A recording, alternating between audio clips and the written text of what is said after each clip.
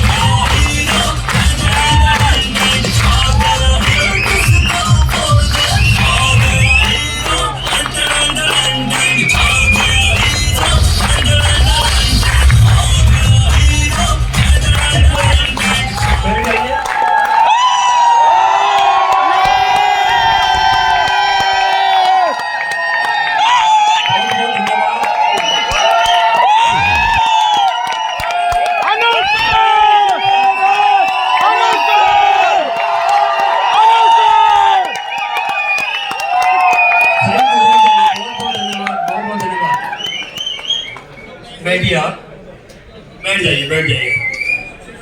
नमस्कार नमस्कार नमस्कार नमस्कार। कैसे हैं आप? सभी बढ़िया हैं? अभी जो हमारा ट्रिप है, इस ट्रिप से पहले अभी हम लोग बहुत सारे साथी ऐसे होंगे जो अभी विदेश से आए हैं, है ना? है ना, बहुत सारे साथी जो अभी थोड़ी देर पहले अभी थाईलैंड गए थे, यहाँ पर होंगे कुछ। चलिए, अभी हम लोग थाईलैंड से जब आए थे तो यहाँ पर अभी बात चल रही थी, सर लोग आके बता रहे थे कि सीखने की बारी है, यहाँ कुछ आके सीखते हैं। तो यहाँ पर बहुत सारे लोग होंगे जो थाईलैंड से एक चीज सीख के आए होंगे। अब आप इसको गलत वे में लेके जा रहे हो, आप लेके जा सकते हैं। नजरिया हर आदमी का अपना अपना होता है। वहां से अगर आप आए हैं ना तो एक चीज जरूर सीखी होगी आपने, अगर नहीं सीखी तो मैं आपको याद दिलाना चाहता हूँ। आपने वहां पर जाके कुछ शो देखे होंगे, आप शो को भी गलत वे में ना लेके जाए। एक शो आपने देखा होगा जो जानवरों से खेल दिखाया जा रहा था, आया ना? जब आपने देखा कोई म्यूजिक चलता था तो मछली कैसे करती थी, और जब आपने देखा होगा म्यूजिक चलता था सीटी बजती तो हाथी कैसे करता था, देखा आपने? सवाल ये है, एक आदमी सीटी बजा के जानवरों से काम करा सकता है, एक आदमी म्यूजिक के दम पे मछलियों से काम करा सकता है, सिर्फ सिखा के। और हम तो इंसान हैं। एक आदमी जानवरों से काम करा सकता है, वो भी किसे? सिखा के। और हम लोग अपनी टीम को सिखा के कितना बड़ा काम करा सकते हैं।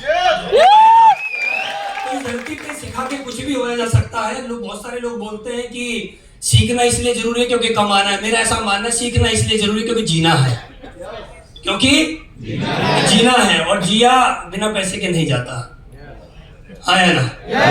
तो सीखना किस लिए जरूरी है? क्योंकि जीना है, और जीना बिना पैसे के नहीं जिया जाता। क्योंकि इस धरती पे सबसे पावरफुल अगर कोई चीज है ना, वो हमारे जेब में जो गांधी जी का सबसे लंबा नोट है वो है ना? उसके बिना इस धरती पे किसी को कुछ नहीं पूछा जाता है। क्योंकि मुझे वो भी समय याद है जब मैं इस कंपनी में 6 साल पहले आया था, सितंबर 2016। और जब सितंबर 2016 में इस कंपनी में आया था तो बहुत अच्छा खासा कर्ज था, 10.5 लाख रुपए का। लेकिन उस समय में भी कोई टेंशन नहीं रहती थी। मैंने इस बिजनेस में आके एक ही बात सीखी है, और इस बिजनेस से पहले मैंने एक बात सीखी है, मैं कभी टेंशन नहीं लेता। और आप लोग जितने मुझे पर्सनली जानते हैं, कभी भी आज तक आपने मेरे चेहरे पे कोई भी सिलक नहीं देखी होगी, कोई भी परेशानी नहीं देखी होगी। मैं हमेशा बिंदास रह के काम करता हूँ। क्योंकि मैंने अब से 7-8 साल पहले मैंने एक लाइन सुनी थी शेरशाह सूरी की, कि जीवन जीने के लिए होता है और सपना एक जीवन है। जीवन जीने के लिए होता है और सपना एक जीवन है। लेकिन लोगों की सबसे बड़ी समस्या है, सपना एक जीवन है, उस जीवन को जीने के लिए आज की जिंदगी को खराब कर लेते हैं। इसलिए आज को जीना बहुत जरूरी है। अगर हम आज को जिएंगे तो आने वाले समय का जो सपना, जो जीवन है, वो 100% अच्छा होगा। तो जब 6 साल पहले मेरे पास बहुत ज्यादा कर्जा था, 10.5 लाख रुपए का, और मैंने जब इस कंपनी को ज्वाइन किया था, वो भी मैंने कर्ज पे पैसा ही लेके ज्वाइन किया था। और जब मैंने कर्ज पे पैसा लिया तो मैं अपने घर पे जब गया तो मैंने अपनी वाइफ को बोला कि मैंने ऐसे ऐसे कंपनी को ज्वाइन किया और मेरा इतना पैसा लगा है, कंपनी मैंने प्रोडक्ट लिए हैं। तो मेरी वाइफ ने बोला कि आपने फिर कर्ज ले लिया, आपके पास तो पहले ही कर्ज था। तो मैंने उनको एक छोटा सा गणित हिसाब लगा के बताया कि मेरे पास ऑलरेडी 10.5 लाख रुपए का कर्जा था, अगर 10-20 हजार रुपए का और हो जाएगा तो क्या फर्क पड़ेगा। क्या फर्क पड़ेगा? तो उस समय पे जब मेरी वाइफ बोला करती थी कि तुम्हारे पास जितना कर्ज, पहले कर्ज मांगने वाले आते हैं तो एक कर्ज और देने मांगने वाला और आएगा। मैंने बोला क्या फर्क पड़ता है, मैं जो पहले कर्ज मांगने वाले आते थे उनको भी मैं घर पे नहीं मिलता था, इसको भी नहीं मिलूंगा। मेरे जीवन में मैं ऐसा मानता हूं कि आदमी के ऊपर कर्ज होना बहुत जरूरी है। जिन लोगों को लगता है कि नींद बहुत ज्यादा आती है वो अपने मोहल्ले पड़ोस से कर्ज ले ले। वो कर्ज ले लेगा तो क्या होगा, उसको डर रहेगा सुबह 6 बजे कर्ज मांगने वाला आएगा तो 5:30 बजे घर से फरार। है ना? बहुत सारे लोगों को लगता है कि रात को घर जल्दी आना, वो भी कर्ज लेकर रखे। मैंने लिया है ना, मैंने पर्सनली मैं जानता हूँ कि मेरे पास जब कर्ज मांगने वाले आते तो मैं घर पे मिलता ही नहीं था। और वो बोलते थे तुम घर पे नहीं मिलोगे, तुम्हारे पापा से मांगेंगे। और मैं एक बात बोलता, पापा देंगे नहीं। और पापा से तुमने बोला, पापा ने नहीं दिया तो अगली बार मेरे पास आना मत। ये शर्त थी मेरी, इसलिए मुझे पैसा मिलता था, कोई टेंशन नहीं होती। जब मेरे पास 10.5 लाख रुपए कर्ज आता था, मैं जब भी बिंदास रहता था। मेरी जेब में अगर 100 रुपए कहीं से गलती से आ जाते थे ना, कहीं से गलती से, तो मैं उसको भी एंजॉय करता था। मैं हमेशा एक बात सोचता था कि कल की कल देखी जाएगी। आज जो है ना, पहले उसको जी लिया जाए, कल क्या होगा पता नहीं। आज में क्या है वो जीना बहुत जरूरी है। तो मेरे पास 100 का नोट होता था, मैं बिंदास रहता था। 500 का आ गया तो मेरे से बड़ा रईस कोई नहीं। ये उस समय की बात है, 6 साल पहले की। तो जब मेरे पास 10.5 लाख रुपए का कर्जा था ना, तब भी मैं खुश रह के अपने ऊपर प्राउड फील करता था। मैं अपने आप को फिर भी बधाई देता था यार, 10.5 लाख रुपए का कर्जा कोई छोटी मोटी बात थोड़ी है। जिसकी कोई औकात होती है दुनिया उसी को तो कर्ज देती है। अगर आदमी के ऊपर जितना बड़ा कर्ज होगा ना, ये समझ लेना उसकी औकात उतनी बड़ी है। अरे किसी भुक्कड़ आदमी को कोई सारा चमन भी ना दे, यहाँ 10.5 लाख रुपए का कर्जा तब भी बिंदास, कोई टेंशन नहीं। टेंशन मैं कभी नहीं लेता था। मेरी वाइफ बोलती थी तुम यार पास इतना बड़ा कर्ज है, तुम टेंशन में नहीं आते। मैं एक बात बोलता था, पैसा किसने दिया? बोला उन लोगों ने। मैंने लिया? बोला हाँ। टेंशन कौन लेगा? टेंशन किसको होगी अपने पैसे की? आप बताओ टेंशन किसको होनी चाहिए? उस आदमी को जिसने दिया है। अच्छा पीछे कौन कौन भागेगा? वो आदमी जिसने दिया है। तो अपने को क्यों परेशानी है? Tension free. जब 10.5 लाख रुपए का कर्जा था ना मेरे ऊपर, तब भी मैं गाड़ी मेंटेन करता था, चाहे उसमें डरवाने के लिए सीएनजी ना हो, लेकिन गाड़ी वाला था मैं। मेरे पास जब मेरी शादी हुई थी तो मुझे ससुराल से एक मोटरसाइकिल मिली थी, और जिसको बोलते हैं ससुराल से सहायता प्राप्त।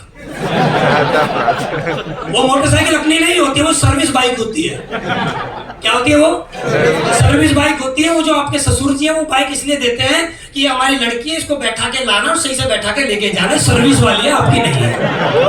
और किसी को ये लगता है वो हमारी, जब तलाक होता है तो वो पहले छीनी जाती है ना, वो अपनी नहीं होती है, वो सर्विस वाली है। तो सर्विस वाली बाइक मुझे मिली, और जब उस बाइक का कंगाली में जब तेल खत्म हो जाता था ना, मैं बहुत ज्यादा धक्के मारा करता था उसमें, पैदल पैदल। बहुत सारे लोगों ने मेरी बाइक के पीछे पैर लगा के मुझे किलोमीटर तक यात्रा करवाई। बहुत सारे लोगों ने हमें कुछ ना कुछ आइडिया दिया कि जब बाइक में तेल खत्म हो जाए तो टंकी खोलो, फूंक मारो। तो फूंक वाले भी जो सॉफ्टवेयर थे वो भी हमने लगाए। किसी ने कुछ बोला कि भाई आगे से उठाओ, और आप जानते हो मैं आगे से उठा नहीं सकता था, तो मैं एक दो को पकड़ता था, भाई थोड़ा सा आगे से उठे, इसमें इंजन में कुछ कचरा आ गया। तो मैं आगे से उसको उठवाता था, उसमें थोड़ा बहुत तेल रहता था, वो पीछे आकर फिर 1-2 किलोमीटर तक वो चल जाया करती थी। और कभी कभी नहीं चलती थी तो मैं पैदल पैदल उसको चलाता था। मेरे जानकार लोग गली मोहल्ले के मिल जाते थे, क्या हो गया भाई बाइक में। मेरा ऐसा रिकॉर्ड रहा है, मैं अपने आप में बात कर रहा हूँ और अपने आप से मैं कहना चाहता हूँ, और मैं आपको बस एक एग्जाम्पल देना चाहता हूँ। मैं इस दुनिया में एक बात जानता हूँ कि सामने वाला आदमी कैसा है कैसा नहीं है, उसकी जेब से उसको अंदर से कॉन्फिडेंस आता है। मेरे पास कुछ भी नहीं होता था ना, कुछ नहीं होता था, मैं तब भी नर्वस नहीं होता था। मैं सामने वालों की एक बात बोलता, जब पूछा इसमें क्या तेल नहीं है, मैं एक बात बोलता था, तेल तो है, टंकी फुल है, इंजन में समस्या है। क्योंकि आज तक मेरा रिकॉर्ड रहा है, मैं सारा कितना भी कर्ज में आज आ गया, मैंने कभी अपनी फटी किसी को नहीं दिखाई।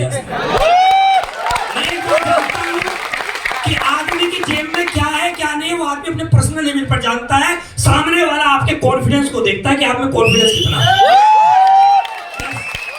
आपके सामने वाला आपके कॉन्फिडेंस से लगाएगा, आपके कॉन्फिडेंस में दम है तो बहुत बड़ा काम हो जाएगा, है ना।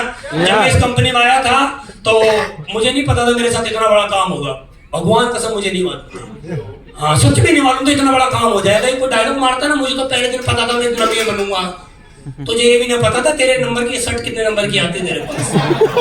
ये सब डायलॉग बाजी है कि हमें पता था हम अमीर बनने के लिए पैदा हुए, ये सब कहने वाली बात है। अमीर तो हम इसलिए बने क्योंकि हम एक प्लेटफॉर्म पे आए और वो भी दमदार प्लेटफॉर्म हमें मिला। बहुत सारे लोग बोलते हैं कि मेरे पास ये गाड़ी है, वो गाड़ी है, ये गाड़ी है, वो गाड़ी है, कहने वाली बात है। महिपाल गुरुजी अगर जैगवार ना लेते तो आज हमारे पास जो गाड़ी है वो नहीं होती, क्योंकि हमारे अपलाइन ने एक रास्ता दिखाया कि मैं ये गाड़ी ले रहा हूँ, इसका मतलब ये है कि अगली गाड़ी आपके पास भी लग्जरी आएगी, आने वाली है ना। अगर सोच के देखो महिपाल गुरुजी नैनो में होते, आज हम किस में होते हैं? ओडी सर्विस बाइक, सोचो ना। हमारे अपलाइन होना हमें एक रास्ता दिखाया कि मैं एक जैगुआर ले रहा हूं और अगला रास्ता आपके लिए खुला हुआ है। ये शोरूम देख लो, लेवल मेरा देख लो, जिस लेवल पर मैं हूं आप जब इस लेवल पर आ जाओगे आप भी गाड़ी ले लोगे, है ना। तो जब मुझे हमारे अपलाइनों के माध्यम से जब महिपाल गुरुजी ने जैगुआर ली तो उस समय एक सपना देखा, यार ये जैगुआर जो इन्होंने ली है हम भी कुछ ना कुछ लेंगे। और जैगुआर हमारे लिए भाई बहुत बड़ा सपना हुआ करता था कि जैगुआर